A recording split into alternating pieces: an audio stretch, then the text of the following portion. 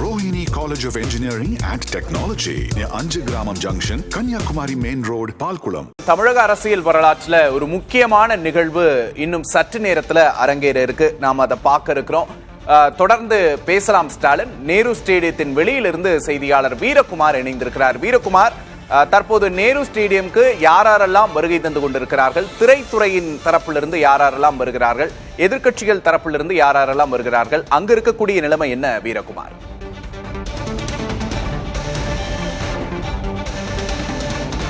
விக்னேஷ், இன்னும் சற்று நேரத்தில் தமிழ்நாட்டின் முதலமைச்சராக தமிழக வெற்றி கழகத்தின் தலைவர் விஜய் பதவியேற்க இருக்கிறார். சென்னை முழுவதுமே பலத்த காவல் பாதுகாப்பு போடப்பட்டிருக்கிறது. நாம் நேரு ஸ்டேடியத்தினுடைய வெளியே இருக்கக்கூடிய அந்த பகுதியில் தற்போது நிற்கிறோம். நமது ஒளிப்பதிவாளர் தினகரன் காட்டக்கூடிய காட்சியை பார்க்க முடிகிறது. இங்கு தமிழ்நாட்டின் முதலமைச்சர் சி ஜோசப் விஜய் அவர்களே வருக என விஜய் அவரை வாழ்த்தி வழிநெடுகிலும் தொடர்ந்து பேசலாம்.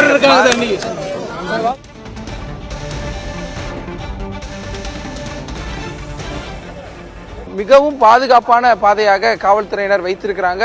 தொடர்ச்சியாக தமிழக வெற்றி கழகத்தினுடைய சட்டமன்ற உறுப்பினர்கள் உள்ளே செல்லக்கூடிய காட்சிகளையும் தொடர்ந்து பார்க்கிறோம். தமிழக வெற்றி கழகத்தினுடைய பொதுச் செயலாளர் இருக்கக்கூடிய ஆனந்த் தற்போது வெளியே வந்து இங்கு செய்யப்பட்டிருக்கக்கூடிய ஏற்பாடு பணிகளை பார்த்து வருகிறார். தமிழக வெற்றி கழகத்தினுடைய தலைவராக இருக்கக்கூடிய விஜய் இன்று முதலமைச்சராக பதவியேற்கக்கூடிய சூழ்நிலையில அவரோடு கிட்டத்தட்ட 9 பேர் அமைச்சர்களாக பதவியேற்க இருக்கிறாங்க.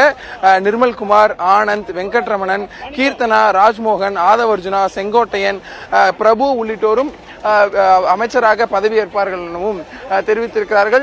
தொடர்ந்து இந்த பகுதியில் காவல் பாதுகாப்பு என்பது தீவிரமாக போடப்பட்டிருக்கிறது.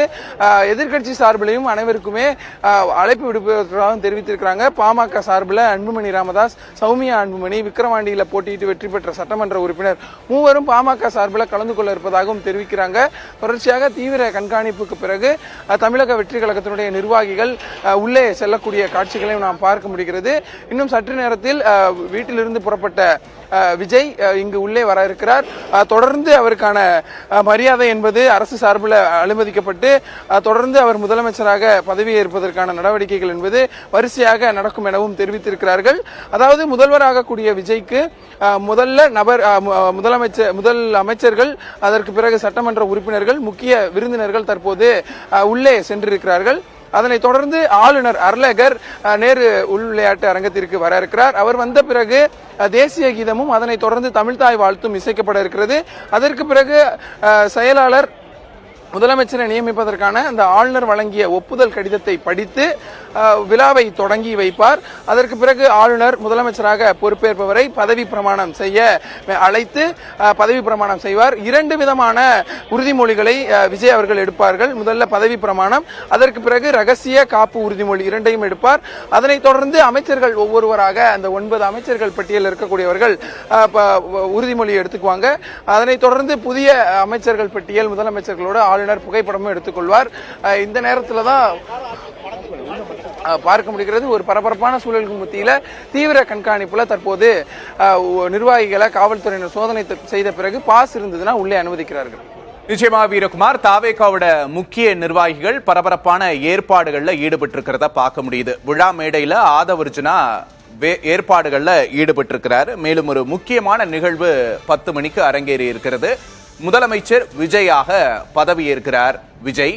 தற்போது விஜய்க்கான கான்வாய் என்பது முதலமைச்சருக்கான கான்வாய் விஜய்க்கு வழங்கப்பட்டிருக்கிறது. விஜயின் கான்வாய் விழா அரங்கை நோக்கி வந்து கொண்டிருக்கிறது என்ற தகவலை பார்க்கிறோம். Rohini College of Engineering and Technology near Anjagramam Junction, Kanyakumari Main Road, Palkulam.